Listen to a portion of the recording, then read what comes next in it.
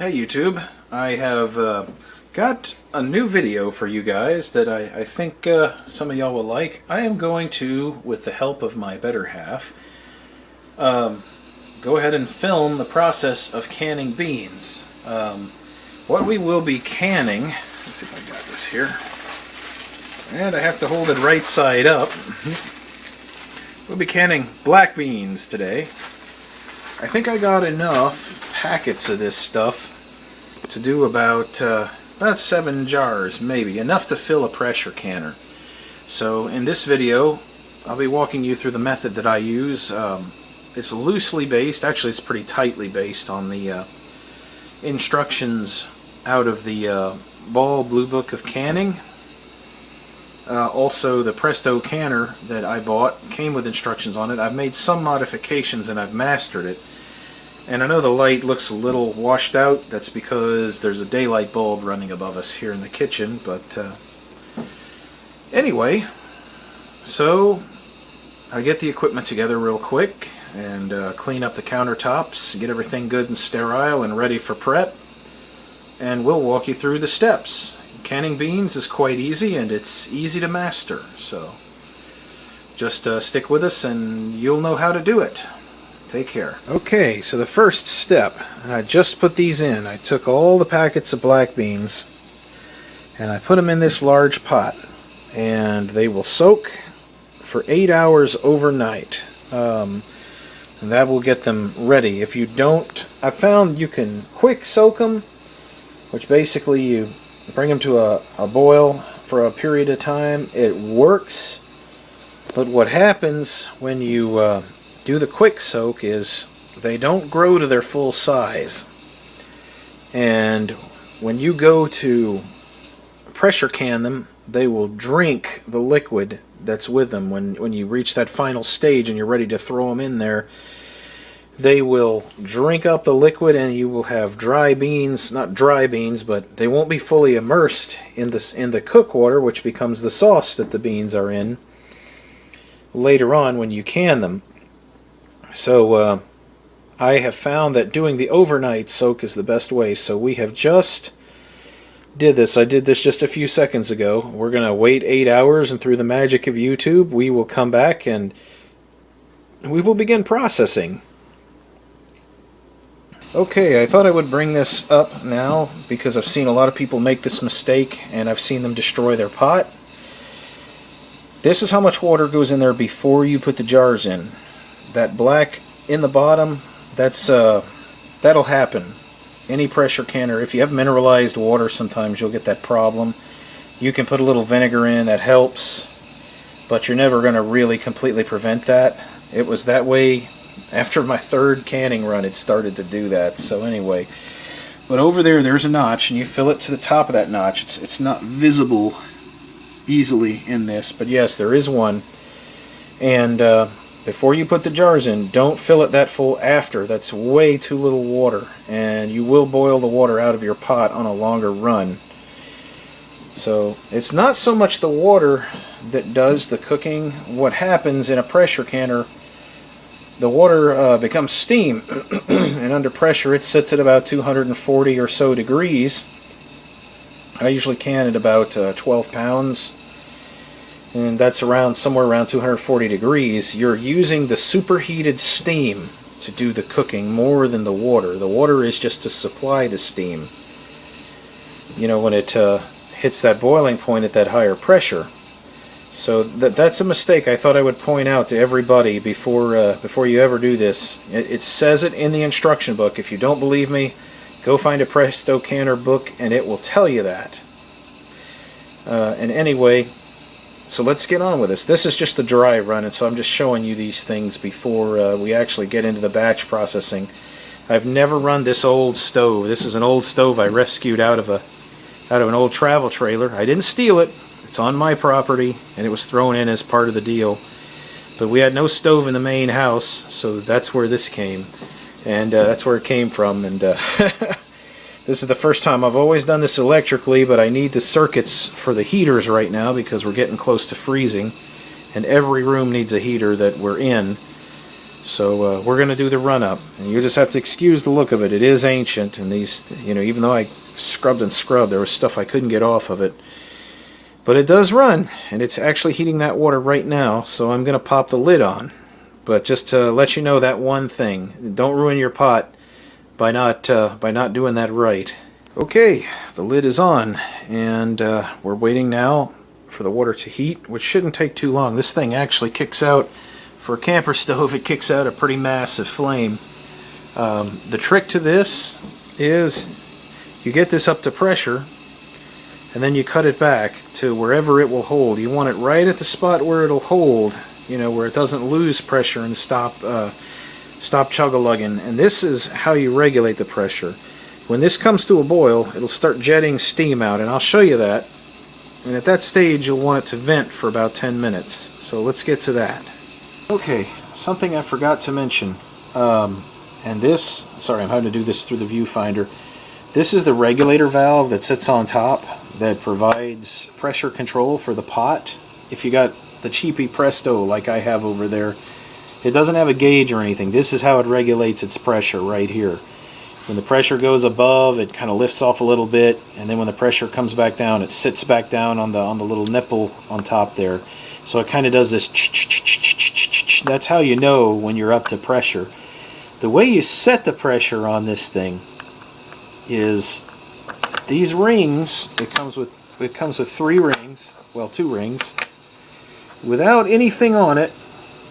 This is let's see, I believe this is 5 pounds of pressure with nothing on it.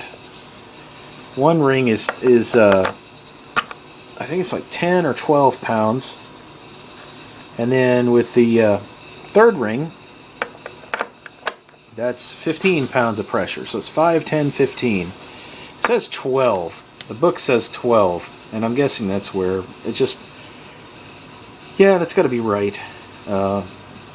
Because the temperatures on the pot that I've measured were in the range of 240 to 245, so it's got to be right at 12 psi, somewhere around there. But this thing, you can't get it wrong with this. As long as this sits on there and it's up to pressure, and I'll show you, it just goes right up here, right on top, once it comes to a boil. And I'll show you that in the next video. And that's how you regulate. Now this has a safety. If the thing gets up to 20 pounds, this little rubber stopper pops out. I've never blown that stopper, and I hope that I don't jinx myself, so knock on wood.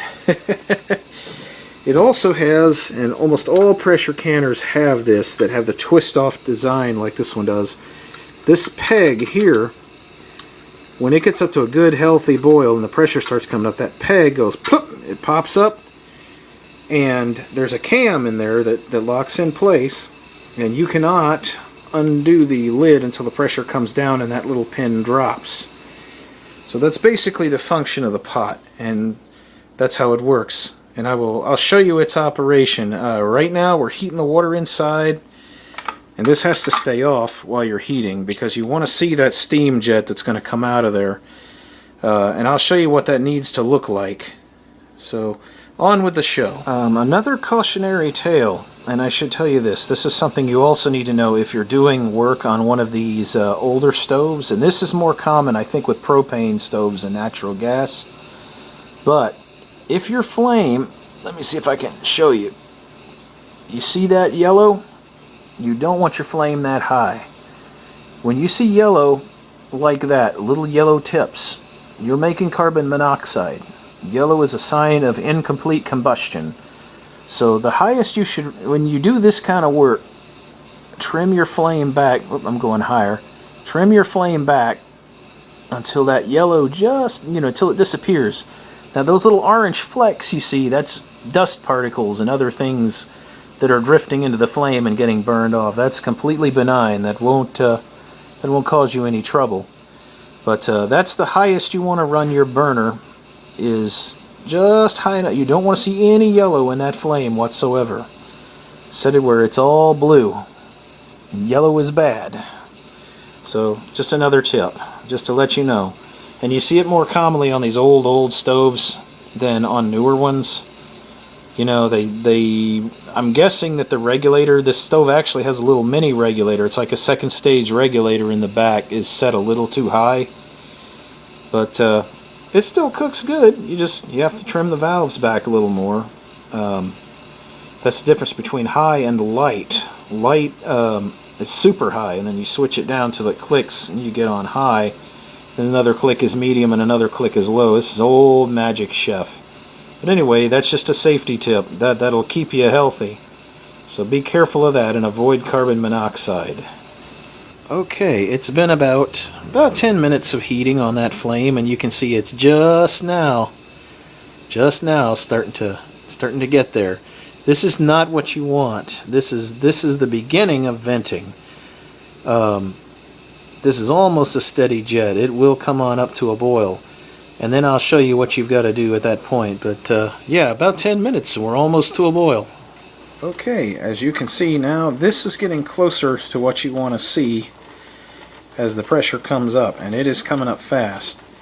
At this point, when you have a pretty solid jet of steam, which is almost what we've got, you want to start timing, because you want this to do this solidly for about 10 minutes.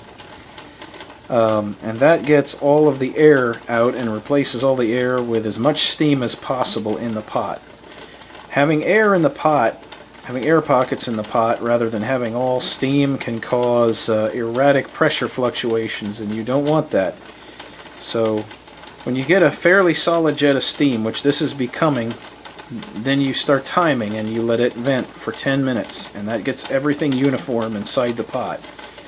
So we're going to begin timing for 10 minutes on this run up, and then we're going to apply the valve and see how, or apply the regulator and see how fast this thing will actually get up to pressure.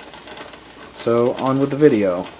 So we've got a good solid head of steam now, and you can see that this is what you want your jet to kind of look like before you start timing. At this stage, you'll time for 10 minutes. And that allows for venting of the system. That gets everything inside there uniform, and you have steam pretty much throughout the unit before you apply the regulator. And then we'll apply the regulator and we'll run it up to pressure and see how long it takes. I don't know if you can see it yet or not, but that little valve there, that pin, is on the verge of actually popping up. It won't be long now. Even with the regulator off of the pot, that valve may just pop up and seal before I put the regulator on. But that's pretty common. But I hope that I can get it on film for you. Well, it's trying. It's trying. Is it going to make it? We'll see. It's still pressuring up.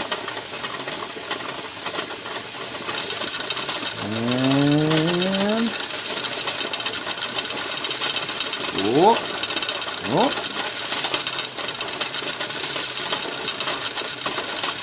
Coming on up to pressure.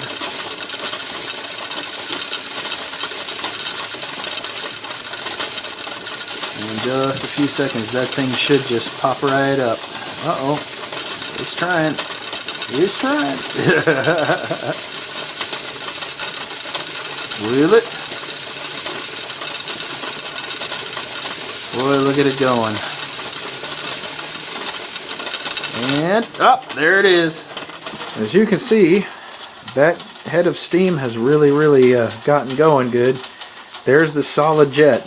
We are already timing, but I've never, with an electric stove, or at least an electric eye of any kind other than a full-size cook stove, I've never been able to get that kind of level of pressure out that fast. In less than 10 minutes up to that pressure. So we got about 7 minutes left to go. Okay, we are at 10 minutes on the timer, and as you can see, we have a solid jet of steam coming out now. So it is time to put the regulator on.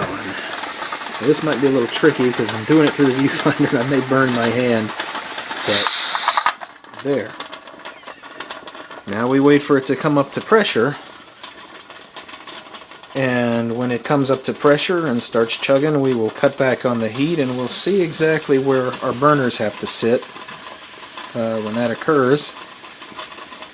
and that would be where we would can whatever it is that we can. You don't start timing your processing until that thing there starts chug-a-lugging. When it starts chugging good, then you start your timer. We're going to run it about 15 minutes, and we're just going to do a dry run. We're going to run it however long it takes to figure out where on this dial this thing can be set to hold the pressure. So right now, we're just pressuring up. Okay, if you hear that, that's the sound of that regulator coming up to pressure. It's not quite there yet. It's just now starting to rock. When it starts chugging, that's when we have to start feathering back that adjustment down there until we get it right on the edge of where it can do. And you can see now, that regulator is coming on up to pressure. And that's what it will do. So we're going to just let that come on through, and once it's up to pressure, we'll start feathering the thing back. Okay, we're up to pressure. It's not quite the way it usually sounds, but it will begin chugging when it finally stabilizes out. That's about how mine sounds. Most of the time they do that, they just go ch ch ch ch ch. But that's the sound they make when they're up to pressure, and they rock gently, just like that. At this point in time, you would begin processing your batch, and you adjust your burner. You want to do this ahead of time, which is what I'm doing. Is I'm going to start backing this off. I'm going to start backing this dial off, and then when it just at the point that it drops off, I'll bring it back a little bit more to bring the pressure back up. But you'll know where to set it after you run it through this process. And then when the time comes to actually process your food, you know where to set that dial so you don't have to guess at it. You want to bring it to a full head of pressure, which is where we are now, and then you want to cut your dial back to wherever you found that it runs stable. You don't want to run it wide open like this because the pressure can get excessive in there. So I'm going to go ahead and start backing it down, and we'll show you what it does when it's cruising normally. Okay, we're at operating pressure. It took a little guesswork, but I dialed it in. We're just above simmer on this one, about that high. For whatever reason, propane doesn't seem to cook as hot as natural gas, but seems to be doing okay. Valve and everything is rocking normally. So I think we're ready to go ahead and process those beans. So in part 2 of this video, I will